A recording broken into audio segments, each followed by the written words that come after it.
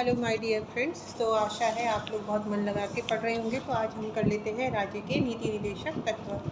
ठीक है। तो भारतीय संविधान में राज्य के नीति निर्देशक तत्व ग्रहण किए गए हैं। कहाँ से? तो आयरलैंड से।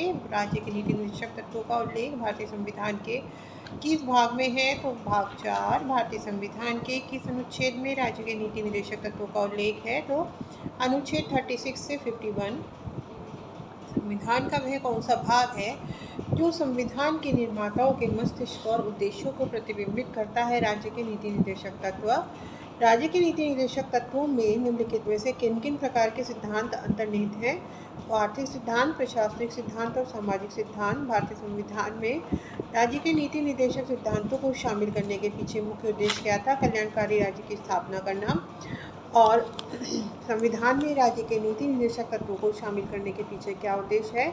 सामाजिक आर्थिक लोकतंत्र की स्थापना। और किसने नीति निर्देशक सिद्धांतों को बैंक की सुविधा अनुसार देव तर दिनांकित चेक कहा? तो केटी शाह। किस संवैधानिक संशोधन अधिनियम ने भारत के राज्य के नीति निर्देशक तत्वों को मौलिक अधिकारों की अपेक्षा अधिक प्रभावशाली बनाया? तो 42वां संवैधानिक संशोधन अधिनियम 1976। और भारतीय संविधान का कौन सा अंग समाजवादी व्यवस्था स्थापित करने की प्रेरणा देता है? तो नीति निर्देशक तत्व। और संविधान कल्याणकारी राज्य का आदेश दिया जाता है नीति निर्देशक तत्वों में। नीति निर्देशक सिद्धांत है वाद योग्य नहीं। नीति निर्देशक तत्वों का क्रियान्वयन निम्नलिखित में से किस पर निर्भर करता है? सरकार के पास उपलब्ध संसाधनों पर। मूल अधिकार और राज्य के नीति निर्देशक तत्वों में क्या अंतर है? मूल अधिकार वाद योग्य हैं जबकि राज्य के नीति निर्देशक तत्व नहीं। मौलिक अधिकार एवं राज्य के नीति निर्देशक तत्वों के विषय में कौन सा कथन सही है? वे एक दूसरे के पूरक हैं।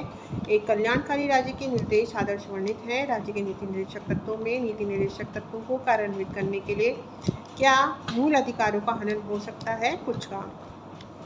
भारत के संविधान में अंतर्राष्ट्रीय सुरक्षा को प्रोत्साहन देना सन्निहित है। राज्य के नीति निर्देशक तत्वों में समान कार्य के लिए समान वेतन भारत के संविधान में सुनिश्चित किया गया। राज्य के नीति निर्देशक सिद्धांत का अंग भारतीय संविधान के निम्नोक्त भागों में से किस एक में न्यायपालिका तथा कार्यपालिका के पार्थक्य का प्रावधान है? तो राज्य के नीति निर्देशक सिद्धांत। भारतीय संविधान में राज्य के नीति निर्देशक सिद्धांत को किस मुख्य कारण से सम्मिलित किया गया है? कल्याणकारी राज्य की स्थापना के लिए। मूलभूत संविधान के कौन से भाग में राज्य लोक कल्याण की संकल्पना सम्मिलित की गई? राज्य के नीति निर्देशक सिद्धांतों में। और संविधान का कौन सा अंश भारत के नागरिकों को आर्थिक न्याय प्रदान करने का संकेत देता है? तो राज्य के नीति निर्देशक सिद्धांत। और कौन सा राज्य नीति निर्देशक सिद्धांत नहीं है? निजी संपत्ति की समाप्ति। राज्य के नीति निर्देशक तत्व नहीं है वैज्ञानिक मनोभाव के विकास का। राज्य के नीति निर्देशक तत्व में क्या शामिल है? कुटीर उद्योग को प्रोत्साहन। और किसी नीति निर्देशक सिद्धांत को प्रायः समाजवादी माना जाता है जैसे कि ग्राम पंचायतों की स्थापना। नीति निर्देशक सिद्धांतों में से वह सिद्धांत कौन सा है जिसे गांधीवादी सिद्धांत कहा जाता है? तो सुशासन के प्रभावी एकलों के रूप में ग्राम पंचायत का संगठन। नीति निर्देशक तत्व का महत्व किसके लिए है? राज्य के लिए। भारत के किस राज्य में समान नागरिक संहिता लागू है? गोवा में। राज्य के नीति निर्देशक सिद्धांतों के अनुसार किस आयु तक के बच्चों को निःशुल्क एवं अनिवार्य शिक्षा देने की आशा की जाती है? 14। राज्य के नीति निर्देशक सिद्धांत किस प्रकार मौलिक अधिकारों से भिन्न है? राज्य के नीति निर्देशक सिद्धांत प्रवर्तनीय नहीं है जबकि मूल अधिकार प्रवर्तनीय है।